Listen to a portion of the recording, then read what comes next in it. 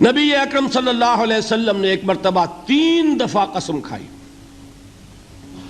واللہ لا یؤمنو، واللہ لا یؤمنو، واللہ لا یؤمنو، خدا کی قسم وہ شخص مومن نہیں، خدا کی قسم وہ شخص مومن نہیں، خدا کی قسم وہ شخص مومن نہیں۔ واقعہ یہ ہے کہ ہم تصور نہیں کر سکتے کہ صحابہ کیسے لرز گئے ہوں گے، کانپ اٹھے ہوں گے، کون وہ بدبخت ہے، کون وہ شقی ہے جس کے بارے میں اللہ کے رسول 3 دفعہ قسم کھا کر فرما رہے ہیں کہ وہ صاحب ایمان نہیں۔ قیل من یا رسول اللہ، کسی نے ڈرتے ڈرتے پوچھا ہوگا اے اللہ کے رسول کس کے بارے میں ارشاد فرما رہے ہیں؟ اب جواب سنیے، الذی لا یامن جارہ بوائقہ، وہ شخص کے جس کی ایذا رسانی کی وجہ سے، جس کی بدخلقی کی وجہ سے اس کا پڑوسی امن میں نہیں ہے۔ یہ کوئی گناہ کبیرہ ہے؟ آپ کی فہرست میں تو گناہ ہی نہیں، کبیرہ کیا سوال، صغیرہ بھی نہیں۔ زیادہ آپ یہ کہیں گے کہ ذرا بد اخلاقی ہے، کج خلقی ہے، بس اچھا کردار کا معاملہ نہیں ہے، یہ کہیں گے، گناہ کی فہرست میں نہیں آئے گی بات۔ کبیرہ بہت بڑی شے ہے، لیکن اس پر اللہ کے رسول نے 3 دفعہ قسم کھائی، ایمان نہیں ہے، ہرگز نہیں ہے، خدا کی قسم نہیں۔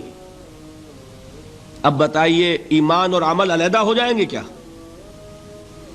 یہ ہے مسئلہ جو امام بخاری کے سر پہ ہے۔ اور سنیے، فرمایا حضرت انس ابن مالک نے، یہ روایت جو میں نے آپ کو ابھی سنائی ہے یہ کوئی ایسی ویسی روایت نہیں ہے، متفق علیہ ہے، بخاری اور مسلم دونوں میں موجود، اس سے اونچا درجہ روایت کا ہے ہی نہیں۔ راوی کون؟ ابو ہریرہ رضی اللہ تعالی، ان کی والدہ لے کر حاضر ہو گئیں، یہ بچہ حضور آپ کی خدمت میں رہے گا، آپ کی خدمت کرے گا، آپ کے پاس رہے گا، ٹھیک ہے۔ وہ حضور کے خادم خاص ہیں، جیسے ذاتی کوئی ہوتا ہے معاملات میں مدد کرنے والا، خدمت کرنے والا، وہ ہیں انس ابن مالک۔ چونکہ ان کا تعارف ہو گیا ہے رضی اللہ تعالیٰ عنہ، تو ایک بات پہلے اور سنا دوں، جو بچہ اپنے اس بچپن سے لے کر 9 برس کی عمر تھی جب آئے حضور کے پاس، انتقال کے وقت عمر کتنی ہوگی؟ 19 برس، 10 برس حضور کی خدمت میں رہے۔ پہلے تو حضور کے اخلاق کی جو گواہی وہ دے رہا ہے وہ اس کی زبان سے سنیے کہ میں 10 برس حضور کی خدمت میں رہا، کسی بات پر ڈانٹنا تو کجا، حضور نے کبھی مجھ سے یہ بھی نہیں فرمایا کہ اے انس تم نے وہ کام کیوں نہیں کیا۔ یہ ہے ایک آقا کی حیثیت سے محمد الرسول اللہ صلی اللہ علیہ وسلم کا اخلاق۔ اگر نہیں کیا خود کر لیا، کوئی ڈانٹ ڈپٹ نہیں۔ حالانکہ بچے ہیں، بچوں کو ویسے بھی ڈانٹ ڈپٹ دیا جاتا ہے، لیکن نہیں۔ اب ان صحابی کی ایک گواہی سنیے، قلما خطبنا رسول اللہ صلی اللہ علیہ وسلم الا قال، فرماتے ہیں کہ شاذ ہی کبھی ایسا ہوا ہوگا کہ حضور نے کبھی خطبہ ارشاد فرمایا ہو اور اس میں یہ الفاظ نہ ہو۔ الفاظ سمجھ رہے؟ جب بھی خطبہ دیتے تھے آپ یہ الفاظ ضرور فرماتے تھے، شاذ کبھی رہ جائے تو رہ جائے، قلما خطبنا رسول اللہ صلی اللہ علیہ وسلم الا قال، کیا فرمایا؟ لا ایمان لمن لا امانت لہ ولا دین لمن لا عہد لہ، جس شخص میں امانت داری نہیں اس کا کوئی ایمان نہیں، جس میں ایفاء عہد نہیں اس کا کوئی دین نہیں۔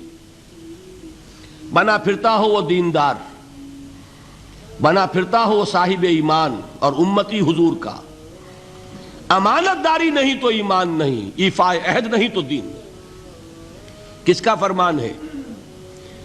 کسی آج کے زمانے کے مفتی کی بات نہ سمجھ لیجئے گا کہ جس کو آسانی سے آپ چاہیں تو رد کر دیں، یہ محمد الرسول اللہ صلی اللہ علیہ وسلم کا فرمان۔ اور سنیے پھر ایک متفق علیہ روایت بخاری اور مسلم کی، راوی پھر کون ہے؟ ابو ہریرہ رضی اللہ تعالیٰ عنہ۔ فرماتے حضور نے ارشاد فرمایا لا یزنی الزانی حین یزنی وہو مومن ولا یسرق السارق حین یسرق وہو مومن ولا یشرب الخمر حین یشرب وہو مومن. کوئی زانی حالت ایمان میں زنا نہیں کرتا. کیسے ممکن ہے؟ ایمان ہو اور زنا ہو جائے، پھر وہ ایمان دھیلے کا ہوا؟ کیا قدر و قیمت اس ایمان کی؟ وہ تو اٹھا کر پھینک دینے کی چیز ہے. ایمان اور اخلاق پہ اثر انداز نہ ہو، ایمان اور کردار کو نہ بدلے، ایمان اور عمل کو نہ بدلے تو کس مرض کی دوا؟ پھینکو اٹھا کر. نہیں ممکن کہ ایمان ہو اور زنا ہو، نہیں ممکن کہ ایمان ہو اور چوری ہو. لا یسرق السارق حین یسرق وہو مومن. کوئی چور حالت ایمان میں چوری نہیں کرتا، کوئی شرابی حالت ایمان میں شراب نہیں پیتا. ولا یشرب الخمر حین یشرب وہو مومن. کوئی شراب پینے والا وہ مومن نہیں ہوتا جب وہ شراب پی رہا ہوتا ہے، اس وقت اس کے دل سے ایمان نکل جاتا ہے.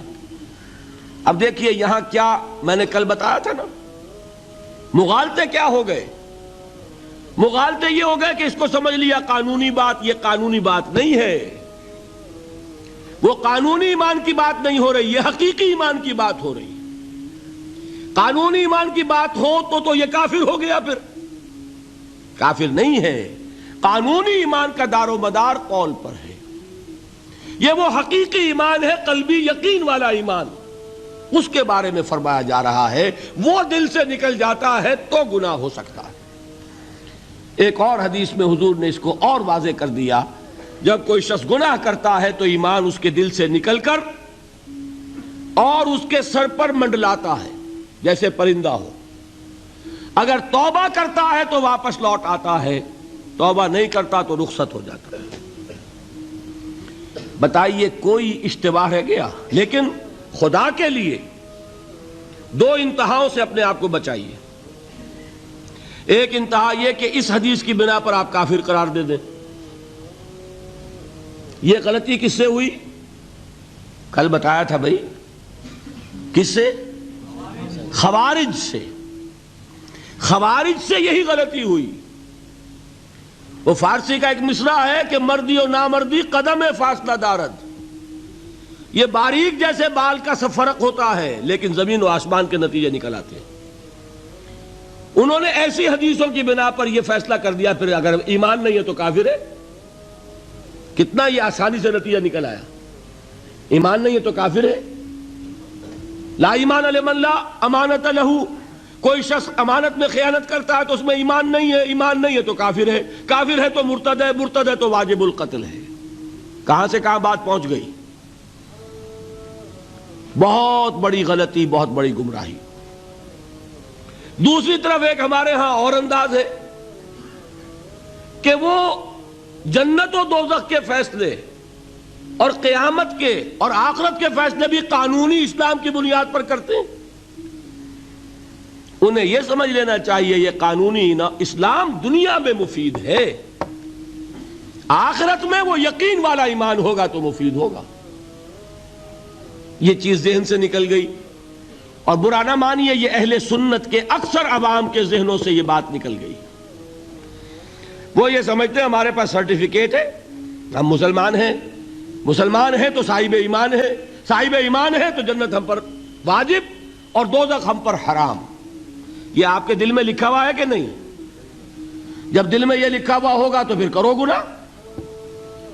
کیوں نہ کرو؟ کیوں حرام خوری نہ کرو؟ کیوں رشوتیں نہ لو؟ کیوں بددیانتی نہ کرو؟ جبکہ دوزخ تو آپ پر حرام ہے ہی ہے، آپ کو کوئی چیز نقصان پہنچا ہی نہیں سکتی. یہ مرجیہ کا عقیدہ تھا اصل میں. یہ دوسری انتہا تھی جو آج اہل سنت کے اکثر لوگوں کے دلوں میں بات بیٹھ گئی، عوام کے اندر، جہلا کے اندر. ان دونوں چیزوں سے بچیے. تیسری ایک غلطی کی اہل تشیع نے. انہوں نے کیا غلطی کی؟ ایمان اور اسلام کے فیصلے دنیا میں کرنے لگ گئے. فلاں مومن تھے، باقی سب مسلم ہی تھے اور باقی سب منافق ہی تھے. یہ فیصلہ کرنے کا کسی کو اختیار نہیں. دنیا میں فیصلہ صرف یہ ہوگا کہ کافر تھا یا مسلمان، چھٹی۔ تیسری کیٹیگری آپ طے نہیں کر سکتے، اس لیے کہ قانونی اصطلاحات یہی دو ہیں۔ سمجھ لیجئے ان باتوں کو، مجھے کوئی دھواں دھار تقریر نہیں کرنی، بات سمجھانی ہے۔ دیکھیے، قانونی سطح پر انسانوں کی تقسیمیں ہوں گی صرف دو، یا مسلم یا غیر مسلم، یہ ہے قانونی تقسیم۔ اب جو مسلم ہے وہ مومن بھی ہو سکتا ہے، وہ منافق بھی ہو سکتا ہے، بات سمجھ رہے؟ لیکن منافق کوئی قانونی اینٹی نہیں ہے۔ دنیا میں ہم کسی کو منافق نہیں کہہ سکتے۔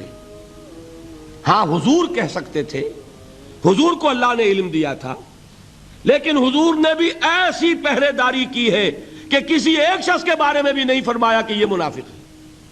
یہاں تک کہ جس کے بارے میں علم نشرہ ہو چکا تھا، عبداللہ ابن ابی، اس کی بھی نماز جنازہ پڑھا دی کہ نہیں پڑھا دی؟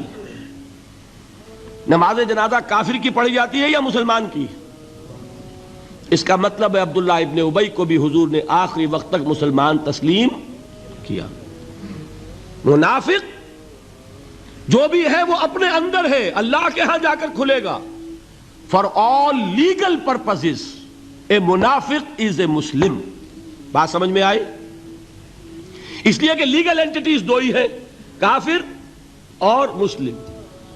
تیسری اینٹیٹی کوئی لیگل نہیں ہے، تیسری کوئی حیثیت قانونی نہیں ہے۔ اب ایک جو مسلم ہے وہ مومن بھی ہو سکتا ہے، منافق بھی ہو سکتا ہے۔ اس کا فیصلہ کہاں ہوگا؟ اللہ کے ہاں۔